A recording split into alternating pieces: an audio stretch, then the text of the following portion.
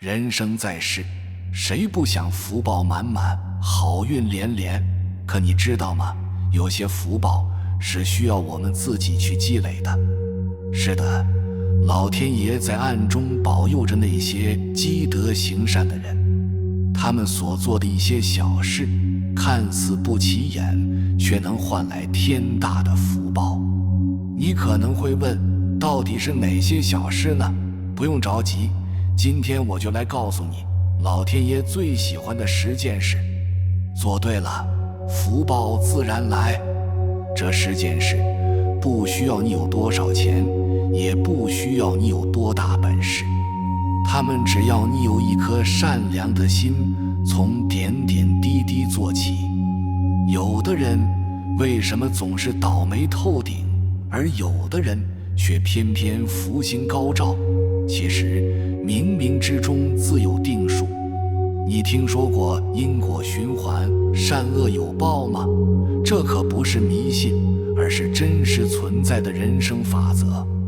心存善念，老天自然眷顾；心怀恶意，上天岂会放过？别小看你的一念之差，日积月累，或许就改写了你的人生轨迹。所以啊，积德行善，从现在开始，让我们一起来看看那10件被老天爷暗中保佑的事，你做对了几个？在开始列举具体的10件事之前，我想先和大家聊聊，为什么要积德行善，为什么要做这些小事。古人云，积善之家必有余庆，积不善之家必有余殃。意思是说，一个人一个家族如果长期积累善行，必然会有福报；相反，如果长期作恶，必然会遭殃。可见善恶因果古已有之。作为一个有智慧的人，我们应该未雨绸缪，早日积福，为自己也为子孙后代。但积福不是一蹴而就的，需要我们日积月累。正所谓合抱之木，生于毫末，9层之台，起于垒土。这10件事看似微不足道，但坚持做，必能积沙成塔，积业成裘，为你人生的福报账户添一笔又一笔。更重要的是，做这些事时，我们会感到一种纯粹的快乐，这是一种发自内心的喜悦，不同于物质享受带来的短暂满足。当我们帮助他人，关爱自然，存善念，说好话时，内心是平和宁静的。那一刻，我们的心是善良而柔软的。有人说，善良是一种能力，我很赞同。善人总能影响身边的人，带动更多人行善，传递爱和正能量。善举如同一盏明灯，虽然微弱，却能照亮黑暗。当千千万万盏明灯汇聚在一起，世界将变得无比美好。那么，我们就从第1件事孝敬父母开始聊起吧。俗话说，百善孝为先。在中国传统文化中，孝敬父母被视为天经地义、至关重要的美德。为什么孝敬父母会被列为老天爷暗中保佑的10件事之首呢？这是因为父母给了我们生命，养育了我们，我们理应报答他们的恩情。古代有24孝的故事，讲述了那些尽孝道的古人，他们的事迹流芳百世，成为后人学习的楷模。东汉时期的黄香，父亲去世后，他卧冰求鲤，感动上苍，冰上跃出2条鲤鱼。他尽心竭力服侍母亲，让母亲安享晚年。唐代的王响，冬天为让年迈的母亲吃上新鲜的鱼，他赤裸上身，卧于冰面，冰面融化，跃出2条鲤鱼。王祥的至孝感天动地。这些古人告诉我们，孝敬父母不仅仅是口头上说说，更重要的是要付诸行动。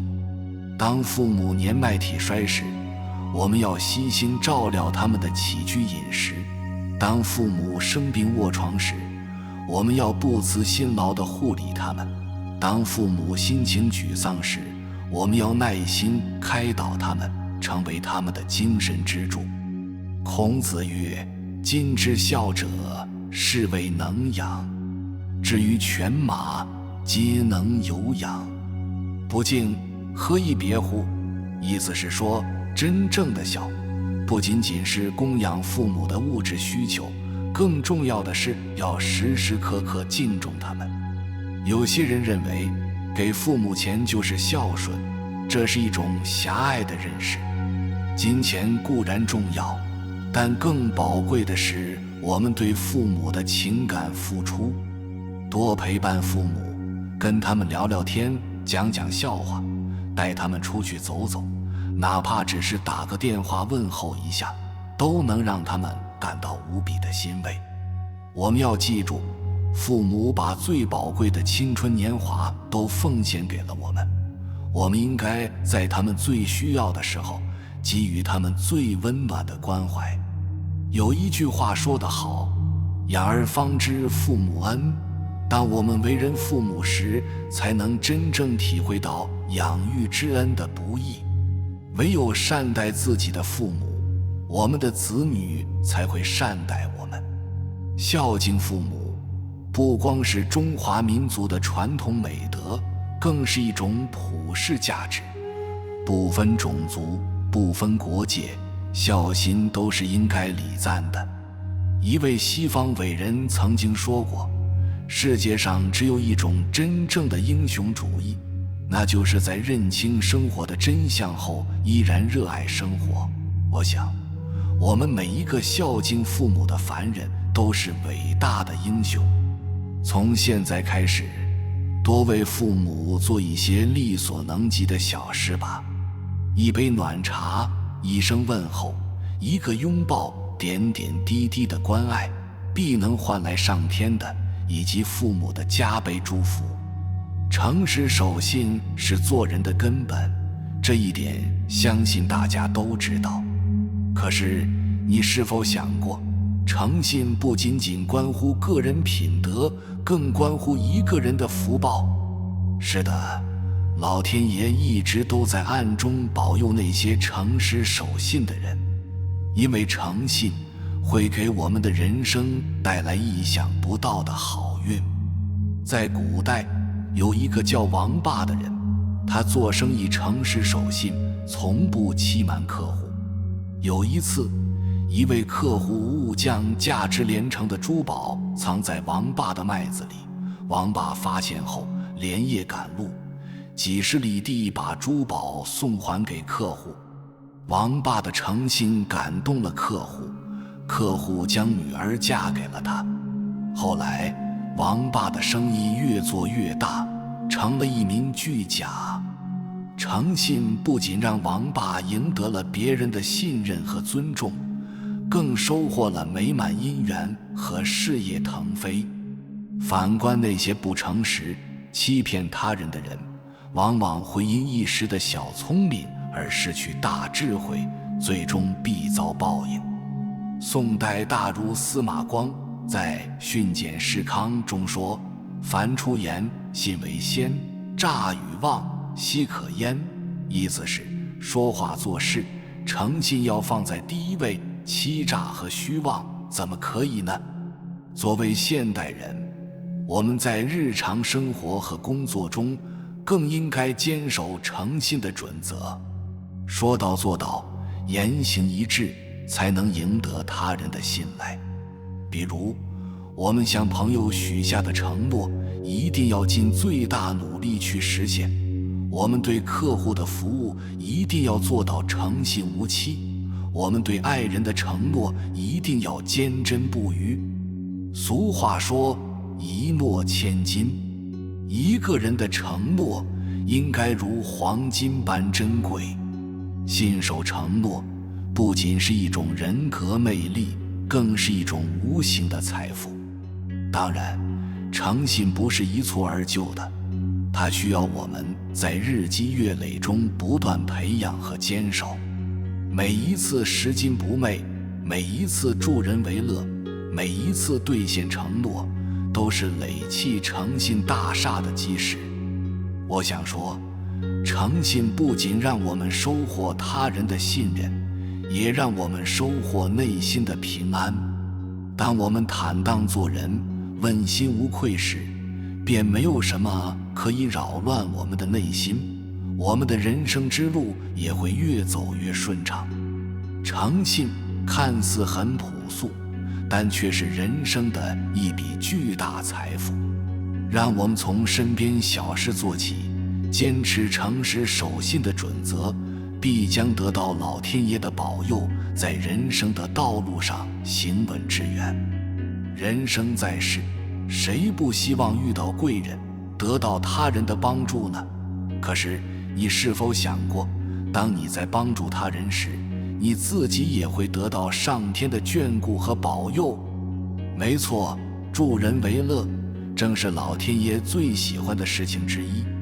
在日常生活中，我们并不缺少助人的机会，关键是要有一颗乐于助人的心。宋代大文豪苏东坡曾讲过一个故事。一次，他在湖边散步，看到一位老妇人跌入湖中，他二话不说跳入湖中，把老妇人救了上来。后来，苏东坡多次遇到生死劫难，都能化险为夷。他觉得这是因为他常怀仁爱之心，乐善好施，所以才得到上天的保佑。很多时候，我们助人并不是为了得到什么回报，而是发自内心的一种善意和爱心。但是善有善报，当我们心存善念，主动去帮助他人时，往往也会得到意想不到的好运。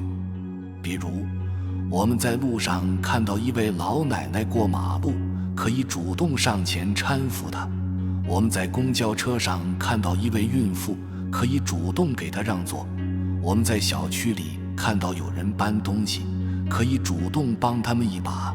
这些小小的举动看似不起眼，但却能给他人送去温暖，给社会带来正能量。道德经第81章说，圣人不急，既以为人，己欲有；既以与人，己欲多。意思是说，圣人没有私心，什么都无保留，他尽量帮助别人，自己反而很充足。这句话生动地诠释了助人即助己的道理。常言道，赠人玫瑰，手有余香。当我们帮助他人时，内心也会感到一种喜悦和满足，这是金钱无法买到的幸福感受。同时，我们的善举也会感染身边的人，带动更多人去助人为乐，从而形成一种良性循环。当然，帮助他人并不一定需要多大的付出，关键是那一份真诚的爱心。正如德国哲学家莱布尼茨所说，我相信人类最美好的力量在于爱的能力，哪怕是一个微笑，一句问候，都能让他人感受到世界的温暖。还记得汶川地震时，无数志愿者奔赴一线，无偿援助灾区人民吗？还记得新冠疫情期间，无数白衣天使逆行出征，救死扶伤吗？正是无数平凡人的助人为乐，汇聚成抗击灾难、战胜困境的磅礴力量。助人为乐，不仅能让他人得到帮助，也能让我们的生命更加丰富多彩。想象一下，当我们回首人生，看到的不只是自己的真实成长，帮助过、感动过的人，那该是一种多么幸福的人生体验啊！让我们从现在做起，从身边的小事做起，多为他人着想，多帮助需要帮助的人。只要我们常怀一颗乐于助人的心，就一定能收获上天的厚爱，收获内心的丰盈。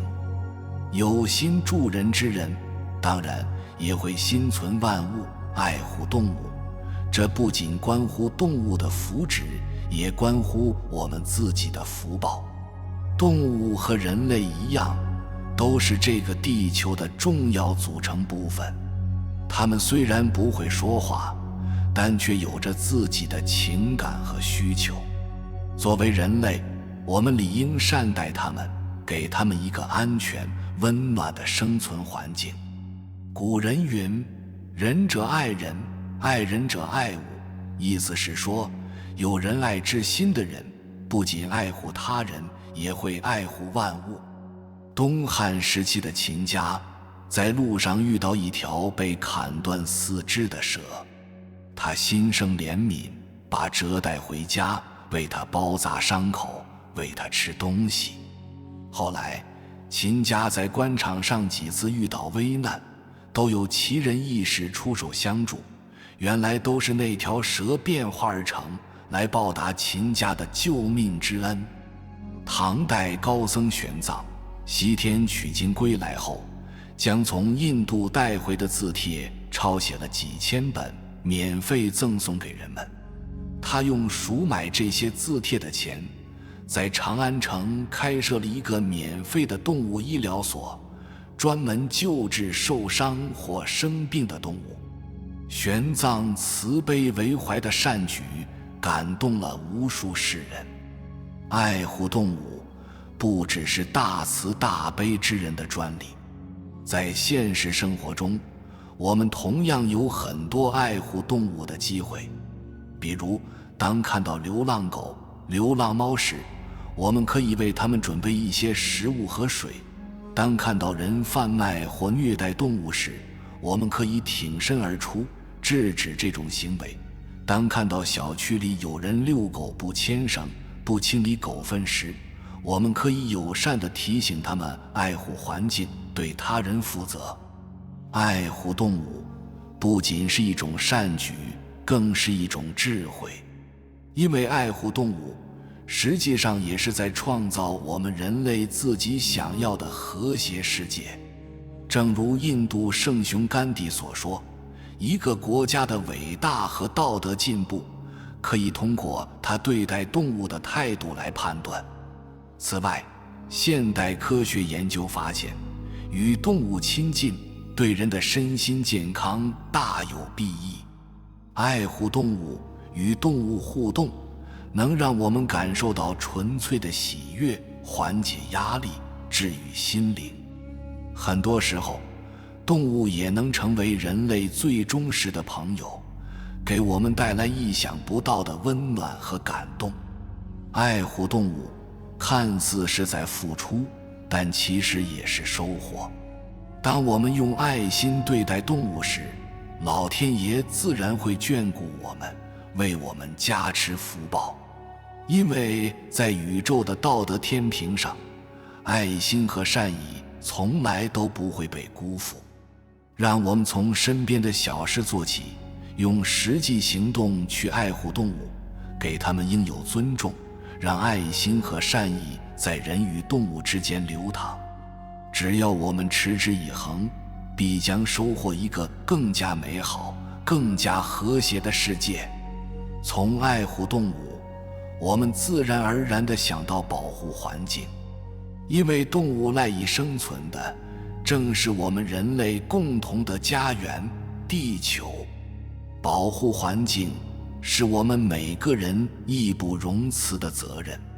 环境问题关乎人类的未来。如果我们再不行动起来，再不改变生活方式，有朝一日，我们脚下的这片土地可能就再也寸草不生，不再适宜人类栖息了。中国自古以来就有保护环境的智慧，天人合一的朴素哲学，讲的就是人与自然和谐共处的道理。老子在《道德经》中说，人法地，地法天，天法道，道法自然，告诉我们要尊重自然，顺应自然。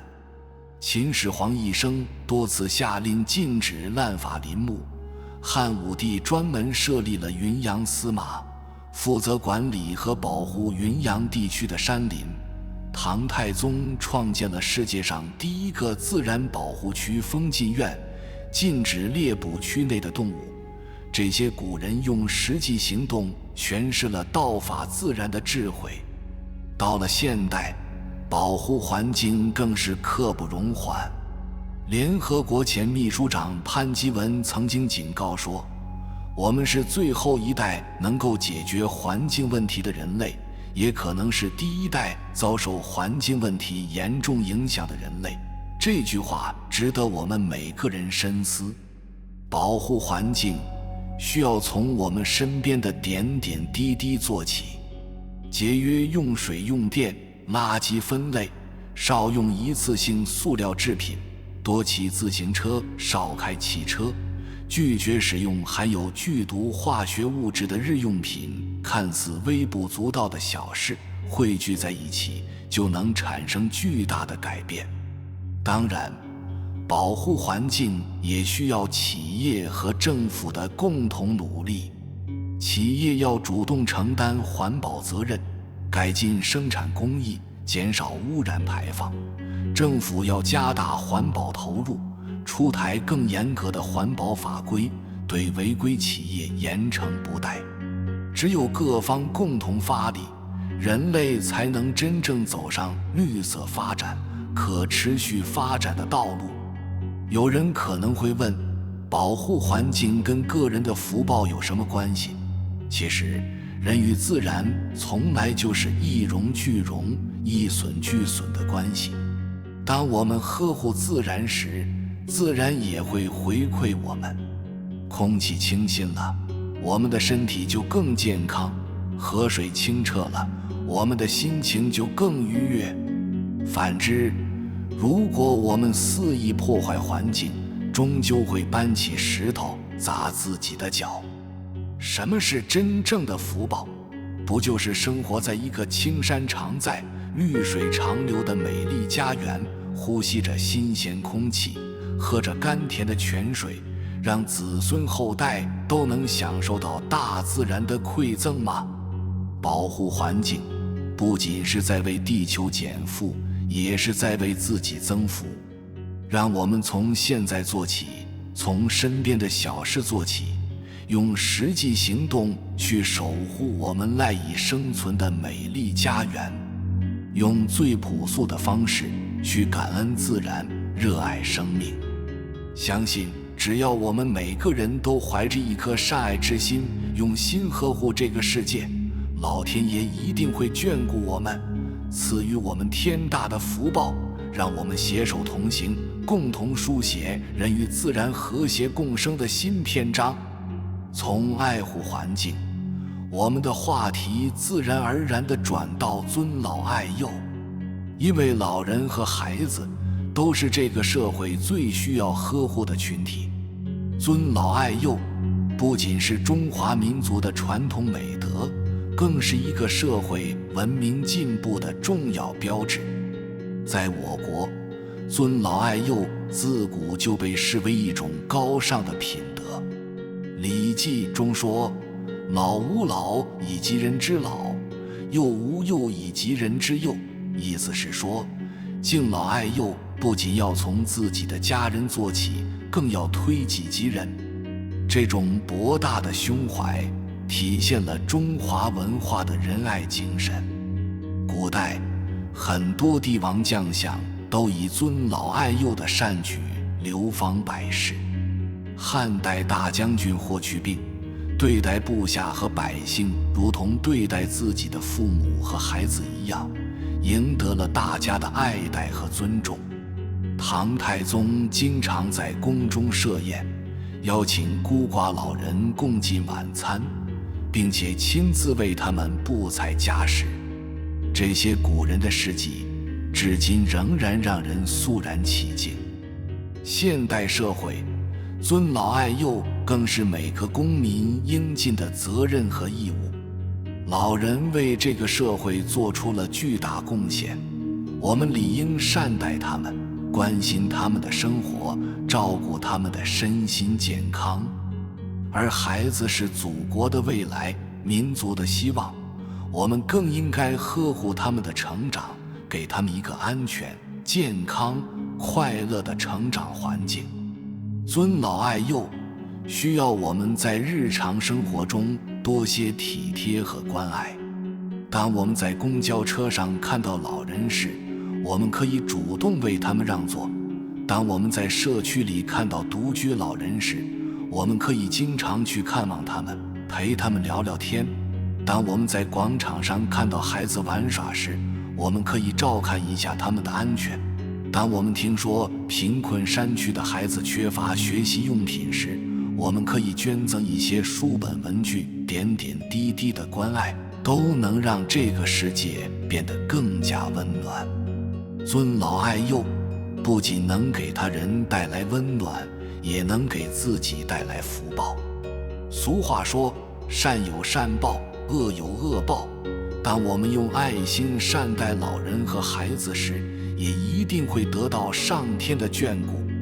因为在这个世界上，爱心永远都是最高贵的品德，善良永远都是通往幸福的金钥匙。孔子说，君子务本，本立而道生，意思是说，一个人应该着眼根本，根本立住了，道义才能彰显。而尊老爱幼正是做人做事的根本。只有我们从内心深处真正尊重老人，关爱孩子，这个社会才能变得更加文明、和谐、美好。古语云，少时爱亲长，老来亲爱少，告诉我们要常怀感恩之心，常存敬老之意。当我们孝敬长辈，善待晚辈，就是在给自己的未来播下福报的种子。让我们从现在做起，从身边的小事做起，用爱心和行动去温暖每一位老人和孩子。相信只要我们每个人都献出一点爱，这个世界就会拥有更多的阳光。老吾老以及人之老，幼吾幼以及人之幼。让我们携手并肩，共同开创一个尊老爱幼的美好明天。从尊老爱幼，我们的话题自然而然地过渡到修身养性。因为只有我们自身修养到位，才能真正做到尊老爱幼，善待他人。正所谓正己才能正人，修身养性是一切道德的根基。我国自古就有修身、齐家、治国、平天下的思想，其中修身被放在首位，可见其重要性。《礼记·大学》中说，自天子以至于庶人，一事皆以修身为本。意思是说，从帝王到百姓，每个人都应该把修身作为立身处世的根本。那么，何谓修身？简而言之，就是要修正自己的言行，培养高尚的品德，追求德性的提升。古往今来，无数先贤志士都是修身养性的典范。春秋时期的楚国大夫屈原，他不为人，不疑义，坚持正道，最终虽然被谗言陷害，却赢得了万古美名。北宋名臣范仲淹，他先天下之忧而忧，后天下之乐而乐，一心为国为民，堪称士大夫的楷模。他们之所以能有如此高尚的品德，关键就在于他们重视修身，注重内在修养。他们明白，作为君子，仅仅学问知识是不够的，更重要的是要涵养道德情操，提升精神境界。正如南宋理学家朱熹所言：博学之，审问之，慎思之，明辨之，笃行之。修身就是要在明理、践行中不断完善自己。当今时代，修身养性更需要我们每个人自觉践行。现代社会节奏快，诱惑多，很容易迷失自我，忘记做人的根本。我们要不忘初心，坚守道德底线，在纷繁复杂的世界中保持一份淡定从容、宠辱不惊的定力。修身养性可以从小事做起，从日常坚持。比如，我们可以每天坚持阅读一些有益身心的书籍，涵养心灵。我们可以经常反省自己的言行，及时改正错误。我们可以学会控制自己的情绪，不被外界的诱惑和压力所左右。我们可以培养一些高雅的兴趣爱好，陶冶性情，让生活多一些美好，让心灵多一些宁静。修身养性看似是在要求自己，实则也是在利益他人。一个人的修养有多高，他的人格魅力就有多大。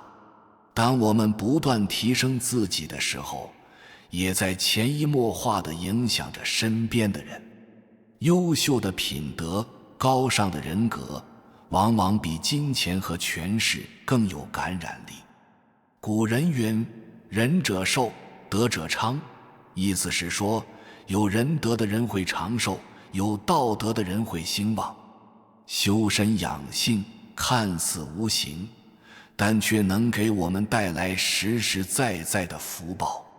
因为当一个人心存善念，严格要求自己的时候，他的言行自然会吸引善缘，得到上天的眷顾。老子说：知者乐水，仁者乐山。知者动，仁者静。知者乐，仁者寿。懂得修身养性的人，就如同山一般沉稳，如同水一般柔和。他们内心平和，自然快乐长寿。这就是修身养性带给我们的最大福报。让我们从现在做起，从自己做起，在日常生活中不断修身养德，提升境界，让生命变得更加丰盈，让人生变得更有意义。相信只要我们每个人都能出淤泥而不染，濯清涟而不妖，在修身养性的路上砥砺前行，必将收获属于自己的一片清朗天空。从修身养性，我们的话题自然而然地延伸到包容宽恕。因为一个人的修养，很大程度上体现在他对他人的态度上。能够包容他人、宽恕他人，是一个人高尚品德的重要体现。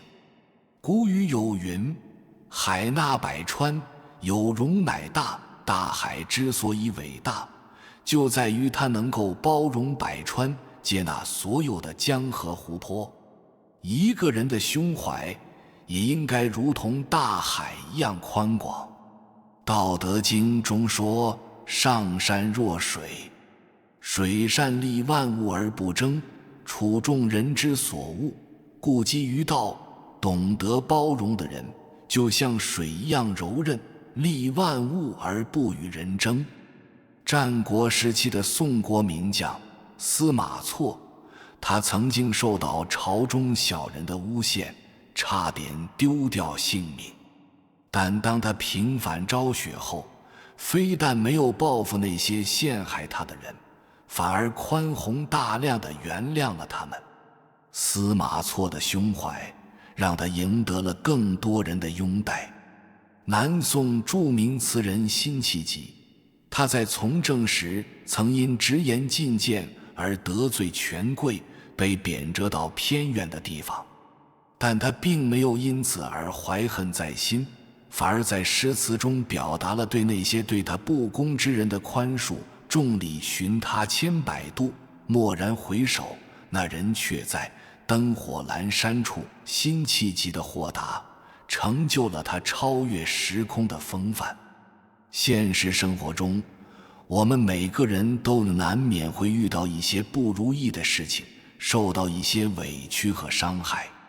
这时候，如果我们能够以宽容的心态对待，我们的人生将会变得更加快乐自在。包容他人，就是要学会换位思考，设身处地为他人着想。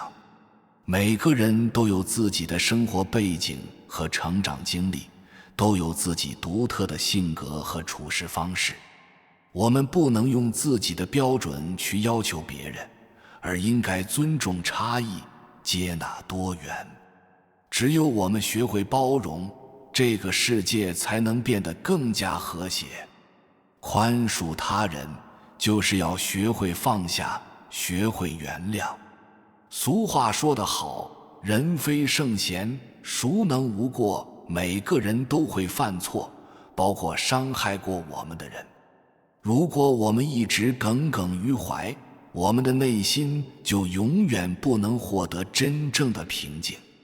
原谅他人，其实也是在解脱自己。正如尼采所说，宽恕别人，并非因为他们应得你的宽恕，而是因为你值得拥有心灵的平静。包容和宽恕是一种严于律己、宽以待人的高尚情操。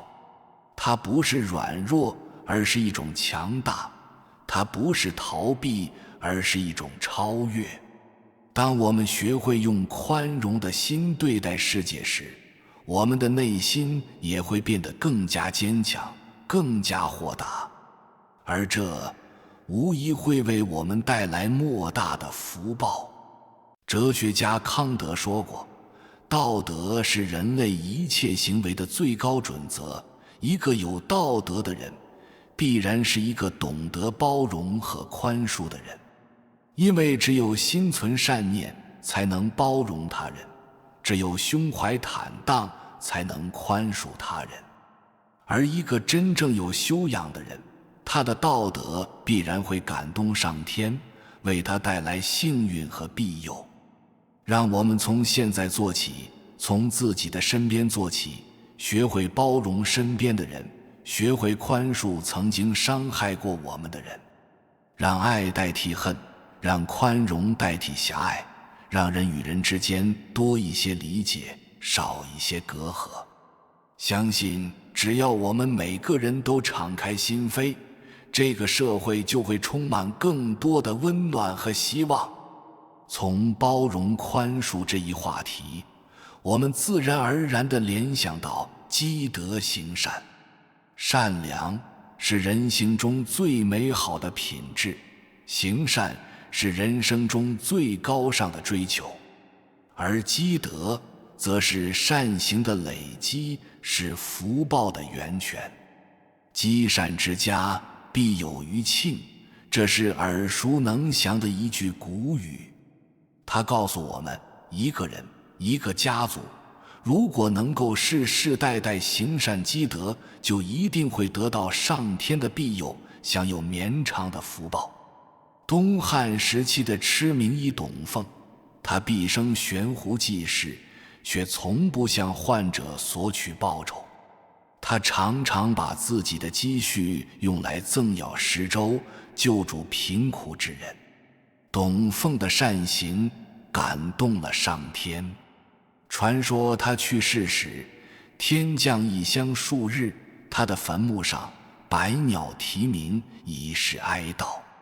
明代大儒王阳明不仅学识渊博，而且品德高尚。他在做官时，常常为百姓排忧解难，主持公道。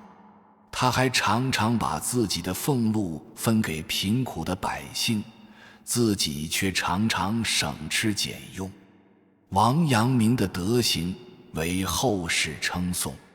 他的后代也多有贤能之士，家道久盛不衰。这些古代圣贤之所以能享有大福报，关键就在于他们一生都在积极行善，累积阴德。他们明白，人生在世，最重要的不是你拥有多少财富，而是你帮助了多少人，你带给人间多少爱。当然，行善积德并不是古人的专利，在当今社会，我们每个人都有机会去践行。哪怕是一些看似微不足道的小事，只要我们用心去做，同样能够积累无尽的福德。比如，我们可以定期参加一些志愿者活动，去敬老院看望孤寡老人，去福利院陪伴孤残儿童，给他们带去关怀和温暖。我们可以在日常生活中主动帮助他人，为迷路的老人指引方向，为困难的同学提供帮助。我们还可以多做一些义工，投身环保、扶贫等公益事业，为社会贡献自己的一份力量。积德行善，不在于做了多少惊天动地的大事，而在于我们是否用心去做每一件小事。正如特蕾莎修女所说，我们不能做伟大的事情，只能用伟大的爱做小事情。只要我们心怀善意，脚踏实地，在平凡中坚持，在坚持中积累，我们就一定能收获累累硕果。无量寿经中说，诸恶莫作，众善奉行，自净其意。意思是说，要断绝一切恶行，多做善事，保持内心的纯净。这看似朴素的道理，却是积德行善的真谛。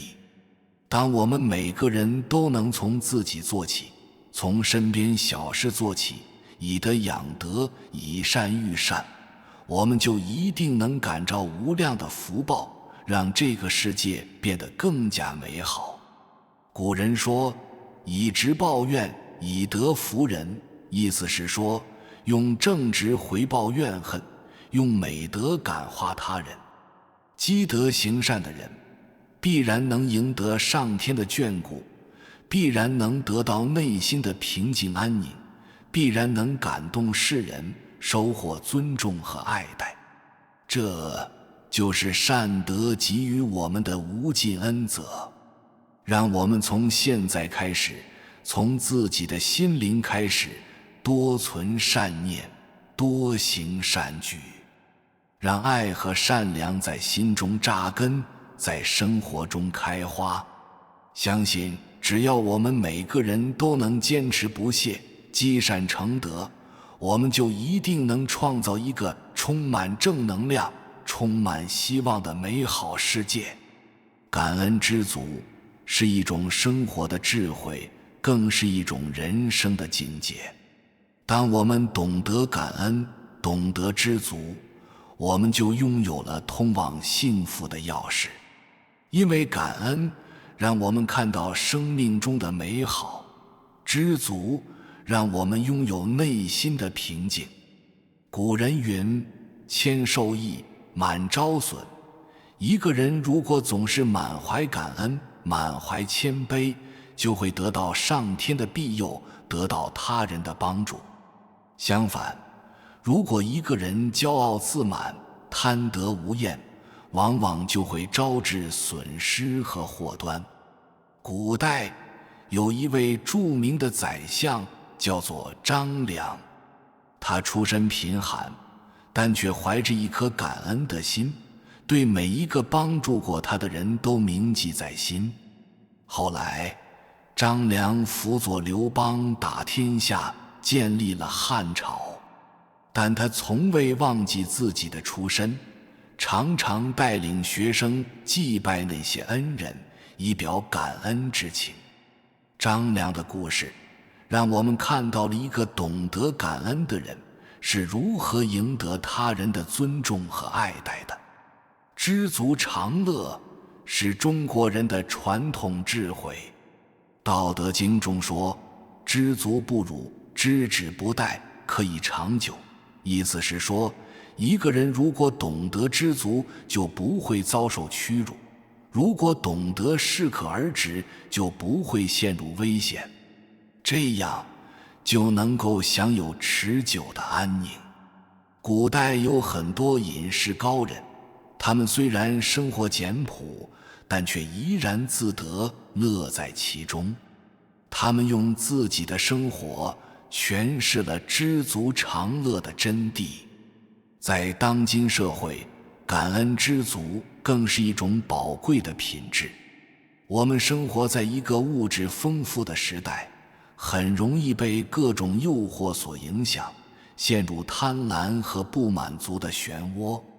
但是，如果我们能够怀着一颗感恩的心，我们就会发现，生活中有太多值得我们珍惜的东西。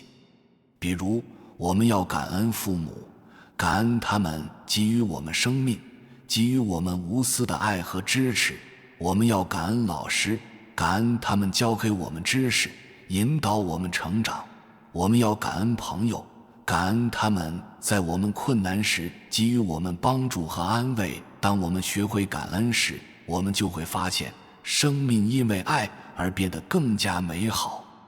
同时，我们也要学会知足。知足不是甘于现状，而是在奋斗的同时，懂得欣赏已经拥有的一切。比如，虽然我们的工作可能并不完美，但我们要知足，因为我们至少有一份工作；虽然我们的生活可能并不富裕，但我们要知足，因为我们至少有衣食无忧。当我们怀着知足的心态，我们就能更加专注当下，更加热爱生活。美国作家梅洛迪·贝蒂曾经说过，尽管我们总认为生活中缺少些什么，但若我们肯细心观察，总能发现我们已被赋予许多。生活其实很简单，知足让我们不为得到而苦恼，感恩让我们不为失去而悲伤。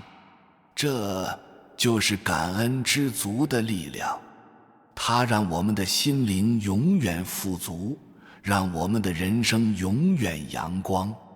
感恩是一种修养，知足是一种境界。感恩知足的人，必然是一个有修养、有境界的人。他们内心坦荡，不为外物所扰，他们心存善念，与世无争。这样的人，自然能赢得上天的垂青，自然能收获美好的人生。让我们从现在做起，从内心做起，学会感恩，学会知足。让我们用一颗感恩的心，去体味生命中的点点滴滴，用一份知足的心情，去珍惜已经拥有的一切。相信只要我们每个人都能心存感激，满怀知足，我们就一定能活出最美好的自己，创造最幸福的人生。至此，我们一起领略了老天爷暗中保佑的10件事，从孝敬父母到诚实守信，从助人为乐到爱护环境，从尊老爱幼到修身养性，从包容宽恕到积德行善，再到感恩知足，这些看似平凡的善举，却蕴藏着改变命运的神奇力量。或许有人会问，为什么做这些小事就能得到上天的保佑？其实冥冥之中自有因果循环，善有善报，恶有恶报，天道酬勤，从来都是亘古不变的真理。当我们心存善念，多行善事，我们就是在为自己积累福报，为自己的人生铺就一条阳光大道。正如英国诗人亚历山大·波普所言，希望在人类的胸膛里永恒的涌动。是的，我们每个人的心中都有一个向善的种子，让我们用爱去浇灌它，让善念在心中生根发芽，让我们用行动去培育它，让善举在生活中开花结果。也许我们做的善事不会立即得到回报，但就像一颗颗种子，终有发芽的一天。也许我们的善举不会被所有人知晓，但就像一株株野草，悄然地点缀着生命的荒原。善的力量总是微小而伟大，它们如涓涓细流，汇聚成生命的海洋，它们如点点星光，照亮了前行的路途。让我们从现在做起，从身边的小事做起，在日常生活中践行着老天爷暗中保佑的10件事，让善意成为我们的习惯，让善行成为我们的坚持。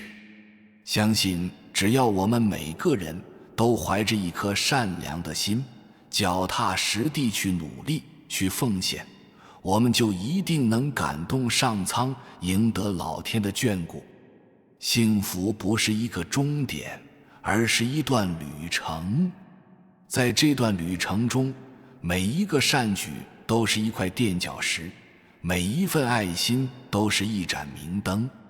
让我们携手同行，用我们的善良和真诚去温暖这个世界，去照亮更多的心灵。善是一种选择，更是一种力量。选择善良，选择积德，我们就选择了一条通往幸福的道路。